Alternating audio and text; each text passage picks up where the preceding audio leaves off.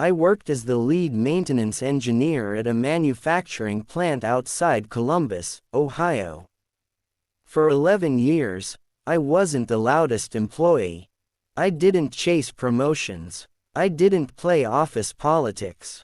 I simply made sure the machines never stopped. Every strange vibration, every tiny leak, every electrical glitch, I knew them all. The company ran 24 hours a day. Every minute of downtime cost thousands of dollars.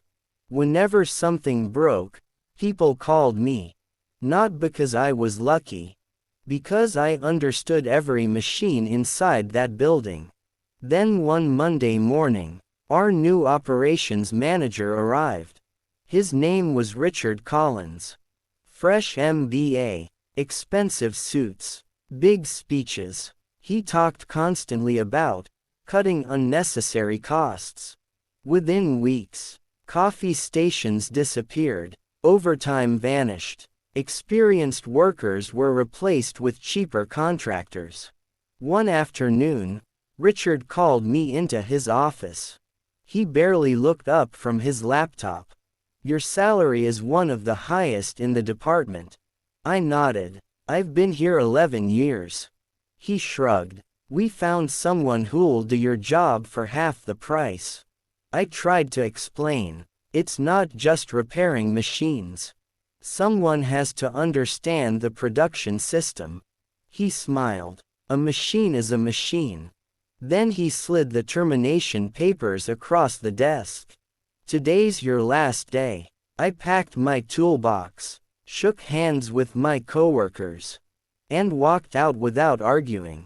As I reached the parking lot, my best friend, Marcus, stopped me. "They're making a mistake." I smiled. "They'll figure it out." For the first week, I updated my resume, applied for jobs, enjoyed breakfast with my wife for the first time in years.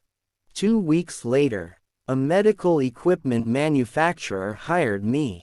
Better salary, better hours, less stress. Life was finally improving. Meanwhile, my former company celebrated their cost-cutting success.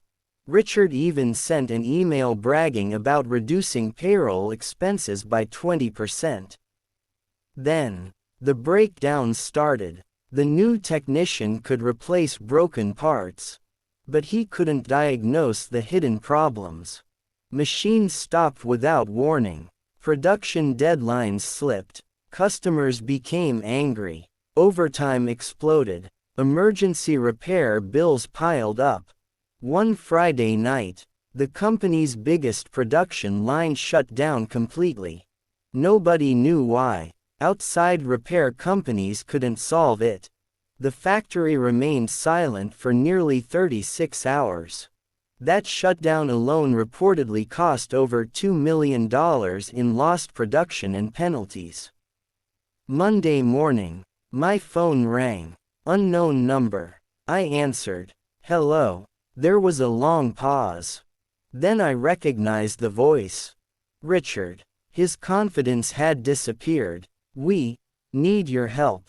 I stayed quiet. He continued. "If you come back today, we'll restore your position." I asked one question. "What happened to the cheaper replacement?" Silence. Finally he admitted. "He quit yesterday." I almost laughed. Instead I said, "I already have another job." Richard's voice became desperate. "Please, name your price." I thanked him for the offer, and politely declined. An hour later, the company president called personally. Unlike Richard, he apologized. He admitted they'd trusted spreadsheets instead of experience. He asked if I'd at least visit the factory and explain the failures. Out of respect for the employees who still work there, I agreed. Walking back into that building felt strange. Nothing had changed, except the atmosphere. The production line was frozen. Managers looked exhausted. Workers looked frustrated. I inspected the equipment. Within 20 minutes, I found the real problem. It wasn't one broken machine. It was three small issues creating one massive failure. Exactly the kind of pattern that only someone familiar with the entire system would notice. I explained every repair, documented everything, then packed my toolbox. Before leaving, the company president stopped me.